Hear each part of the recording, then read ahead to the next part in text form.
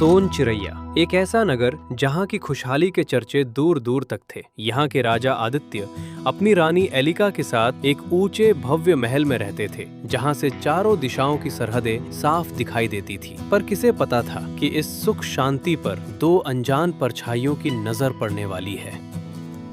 Elika, देखो हमारा राज्य कितना शांत है। भगवान करे ये सुख सदा बना रहे। 5 हाथ लंबे चौड़े कंधों वाले 2 युवक वीरेंद्र सिंह और बलभद्र सिंह नगर की सीमा में प्रवेश करते हैं। वीरेंद्र अपने भाई से बात करते हैं। भाई, ये महल जितना सुंदर है उतना ही भयानक भी। क्यों न राजा से मिलकर यहाँ कोई काम मांगा जाए। वीरेंद्र और बलभद्र द्वारपाल से अनुमति लेकर राजा के सामने खड़े हैं। बलभद्र राजा से बोलता है, महाराज, हम दूर से आए योद्धा हैं। क्या हमें आपकी सेवा का अवसर मिलेगा? राजा प्रसन्न होकर अपनी तलवार दिखाते हैं। दोनों भाई अब राजा के पीछे वर्दी में खड़े हैं। राजा आदित्य बोलता है, तुम्हारी काठी बताती है कि तुम कुशल योद्धा हो।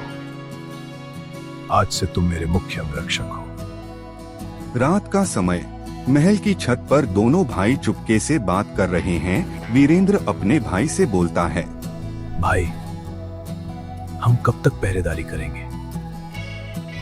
क्यों न राजा को मारकर हम खुद यहाँ के मालिक बन जाएं। बलभद्र नदी की ओर इशारा करता है, जहाँ राजा रोज सुबह जाते हैं। बलभद्र बोलता है, कल सुबह जब राजा नदी में स्नान करेंगे, वही उनका अंतिम सवेरा होगा। राजपाट हमारा होगा। राजा आदित्य नदी में स्नान कर रहे हैं। तभी बलभद्र तलवार निकालता है। बलभद्र मन में बोलता है, क्षमा करना महाराज, पर अब राज हमारा है।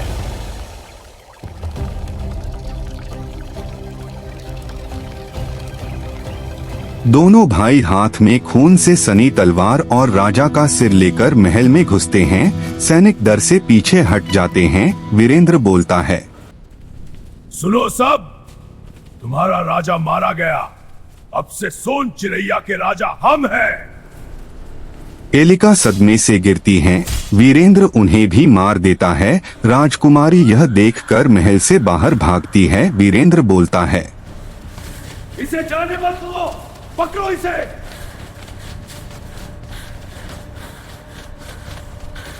बलभद्र राजकुमारी को एक पुराने कुएं के पास पकड़ लेता है और बलभद्र बोलता है, मुझसे शादी कर लो तो जान बच जाएगी। शादी?